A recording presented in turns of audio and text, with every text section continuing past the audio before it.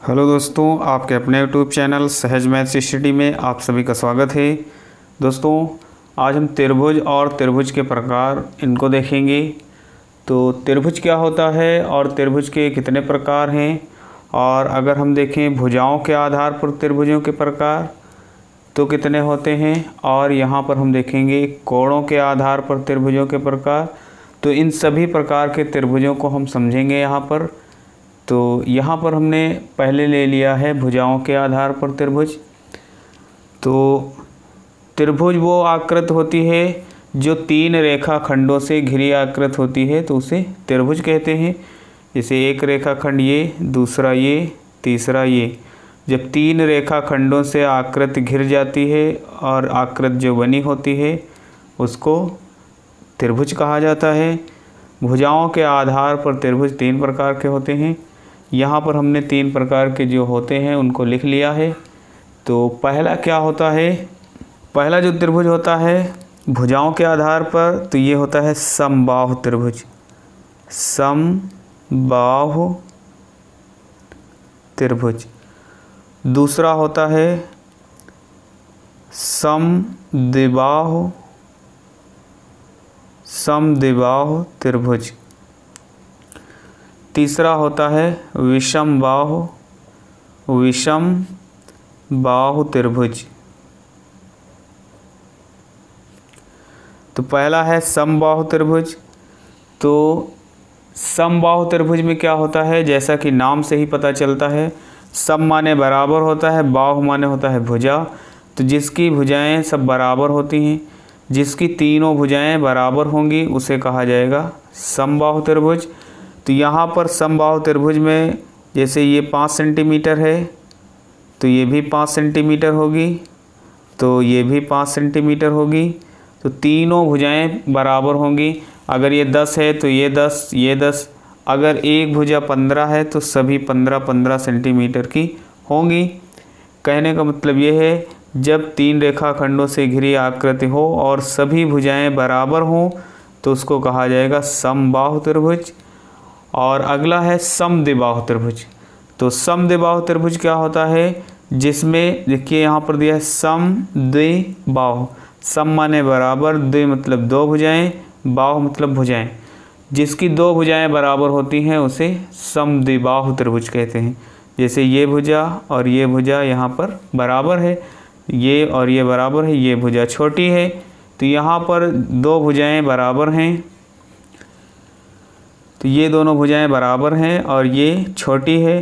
तो यहाँ पर हम कह सकते हैं जब दो भुजाएं बराबर हों और एक बड़ी हो या छोटी हो तो उसे हम समद्विबाहु त्रिभुज कहेंगे। जैसे हम ये मान लेते हैं 8 सेंटीमीटर, ये 8 सेंटीमीटर, तो यहाँ पर ये है जैसे 4 सेंटीमीटर। तो यहाँ पर दो भुजाएं बराबर हैं, ये 8 सेंटीमीटर और ये 8 सेंटीमीटर, और यहाँ ये 4 सेंटीमीटर। तो यहाँ पर दो भुजाएं बराबर हैं, तो इनको समद्विबाहु त्रिभुज कहा जाएगा। ऐसे ही अगला होता है विषमबाहु त्रिभुज। तो विषम का मतलब ही होता है जब कोई भुजा बराबर ना हो। तो बाहु मतलब भुजा, विषम मतलब जो कोई समान ना हो। जब तीनों भुजाएं समान नहीं होंगी तो वो विषम होंगी। तो जैसे ये है 3 सेंटीमीटर और ये है 5 सेंटीमीटर, और यहाँ पर ये है मान लेते हैं 6 सेंटीमीटर। तो यहाँ पर अलग अलग भुजाएं दी गई हैं और कोई भी भुजा बराबर नहीं है, इसलिए इसको विषमबाहु त्रिभुज कहा जाएगा। तो यहाँ पर जिसकी तीनों भुजाएं बराबर हैं उसे समबाहु त्रिभुज, जिसकी दो भुजाएं बराबर हैं उसे समद्विबाहु त्रिभुज, जिसकी तीनों भुजाएं अलग अलग हों, कोई भुजा न बराबर हो, उसे विषमबाहु त्रिभुज कहा जाता है। तो अब हम देखेंगे कोणों के आधार पर त्रिभुज। तो कोणों के आधार पर भी त्रिभुज तीन प्रकार के होते हैं।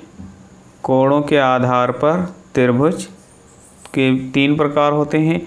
तीनों प्रकार हमने यहाँ पर बना लिए हैं। तो पहला जो त्रिभुज है ये होता है न्यून कोण त्रिभुज। न्यून कोण बना हुआ है। अब जब न्यून कोण त्रिभुज बनाएंगे, क्योंकि त्रिभुज है तो ये न्यून कोण बना हुआ है। अगर हम ये क्योंकि त्रिभुज की परिभाषा है तीन रेखाखंडों से घिरी आकृति को त्रिभुज कहा जाता है। देखिए यहाँ पर ये न्यून कोण बना हुआ है, और जैसे ही हम ये भुजा और ये भुजा लाकर इसमें मिला देंगे तो ये एक बन जाएगा त्रिभुज। तो इस प्रकार से इसको कहा जाएगा न्यून कोण त्रिभुज। तो ये हो जाएगा, क्योंकि कोणों के आधार पर है इसलिए इसको कहा जाएगा न्यून कोण त्रिभुज। ऐसे ही यहाँ पर देखो ये समकोण बना हुआ है। अगर ये भुजा और एक और भुजा ये हम इसमें मिला देते हैं तो यहाँ पर ये बन जाता है त्रिभुज, क्योंकि 3 रेखाखंड हो जाएंगे। और जब 3 रेखाखंड होंगे इसका एक कोण 90 डिग्री का होगा, एक कोण 90 डिग्री का होगा तो उससे हम कहेंगे समकोण त्रिभुज। समकोण त्रिभुज। ऐसे ही ये देखिए अधिक कोण बना हुआ है। अधिक कोण बना है, अगर हम इसको और इसको आपस में मिला देंगे तो यहाँ पर ये बन जाएगा त्रिभुज। तो ये बन जाएगा अधिक कोण